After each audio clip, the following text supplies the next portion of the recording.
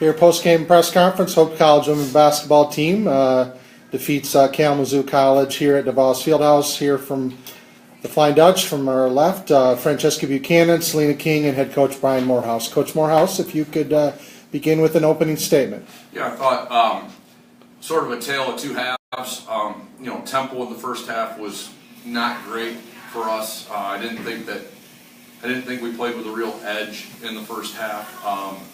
And we certainly didn't rebound the ball very well in the first half, and credit to them. I mean, they're one of the best offensive rebounding teams in our league, and so they exposed us in the first half with 7 offensive rebounds. I thought we did a much better job in the second half. They had 4 offensive rebounds, but I thought that we did a much better job of sealing up, blocking out, finishing possessions, which then allowed us to push the ball, get the ball into our point guard's hands. I thought our wings ran the floor harder. I thought our bigs ran the floor harder.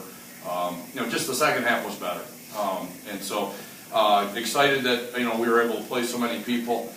We've had a lot of grinded out games, and we have some very capable people who haven't appeared in a couple games lately.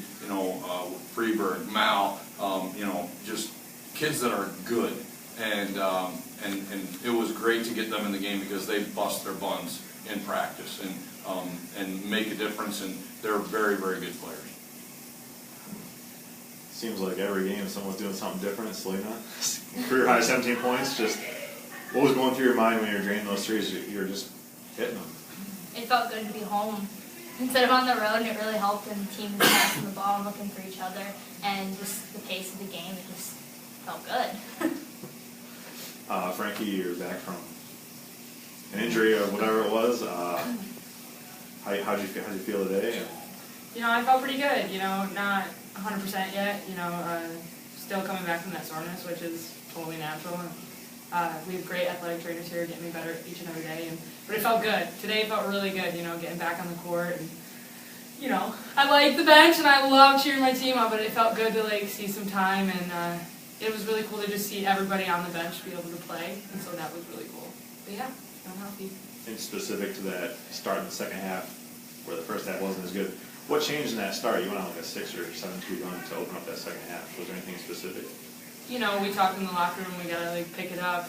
Not so much our energy, but the flow of the game. We gotta get back in sync with each other. And I think we saw that coming out the first 2 minutes. It was bang bang bang, just awesome basketball. And then Mo, what's it like to have just another player just contributing in a different way tonight? A lot of kids contributed and played very well today. Obviously Celina's 17 points is going to stick out. I would go another way with Celina. I would say her defensive effort in practices lately has been significantly better, and I thought her defensive effort today was better. And I am a big believer that carries over into offense. It carries over into moving on offense. It carries over into flow and just getting your body heated up. And credit to her. I mean, she's been battling through some ankle injuries, and she gutted it out and really got into some people on the defensive end today, which made a big difference. I thought that we had some other kids that did the same thing. I thought Jess Mormon played a really good first half. I mean, she played. That's some of the best basketball she's played on the defensive end. I know Kozel had a bunch of points, but boy did Mormon defend her hard. And I thought that our point guards did a decent job. On Simon, she's a really tough kid to guard. They forced her into 4 for 12. She had 6 assists, which we hoped that we were going to keep away from. But overall, we did a better job defensively. And I just liked our energy. Everybody thinks, what did you say at halftime? What did you say at halftime? I came in at halftime, I had one thing written down on my board. I didn't yell and scream at them. We have a great group of players on this team. A great group, right? Work ethic is not a problem, right? Effort is not a problem. They know how to correct what's going on. So I don't walk into the locker room and scream and yell, and that's not going to motivate them. That might get them going for 30 seconds of the second half. Okay? I just walked in and I said, what has to be better, guys? And we talked about, just effort and rebounding and checking people off the glass and running the floor in transition and being a more intentional screener and getting a teammate open. And it was all stuff that they know, right? But then they went out in the second half and they really did a great job of it. And I was really pleased with our second half.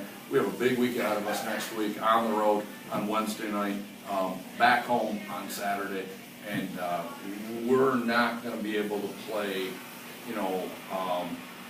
average basketball to win. We're going to need to play, inspired basketball for 40 minutes a game to win 2 games next week. And back in the gym on Monday, we're going to continue to get better. Frankie, your assessment, what does this team need at halftime in your mind? Coach talking about it's not a matter of getting fired up. Is it just to remind each other to be intentional or go over it? What is it about this team that maybe is a little more analytical at halftime perhaps, or? Every halftime we come in, we sit down and we're all kind of looking at each other and it's like, what do we got? And everyone 1 through 15 is like, we got to do this, we got to do this. And we talk through things, and that's what's awesome is like we're so deep as a team that we listen to each other so well in that. It's like, hey, like we got to get under the screens, or we got to get over the screens, or different things like that. We're very good at communicating them in the locker room when we come in at offense, and that's I think one of the key things is coming into that third quarter is like we've talked about those things, and now we're going to put those things to action. So it's really cool to see that kind of like take hold. So from your perspective, what is it about this? It seems like everyone's got an investment in this team, whether they're starting or whether they're coming off the bench. Just talk about that and that freedom that you guys have at halftime to maybe get things figured out.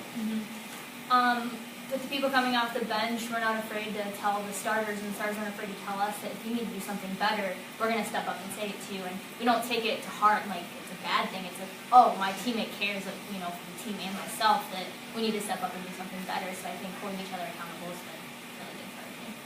I would agree with that. I walk in and it's not just, a senior captain that's giving an idea.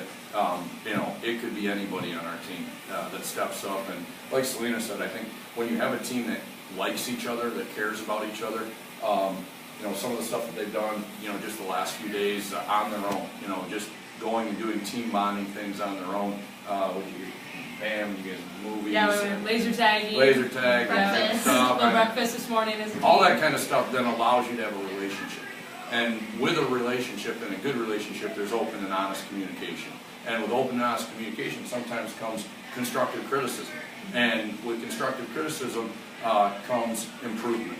And I think that's the real key for this team. I've had conversations with a number of our players over the course of the last 3 weeks, right? And challenging them, saying, this is what you have to do better, or what do you think that you need to do better? And I think it's been really good for our team to be able to challenge players, watch them step up, and meet that challenge and take that coaching and then run with it. And I think today was a great example of that. I've had some in-depth conversations with Randall. I've had some with Celina. I've had some with Just Mormon. I've had some with Newman. And so it doesn't matter, starter or coming off the bench. It's all about communication.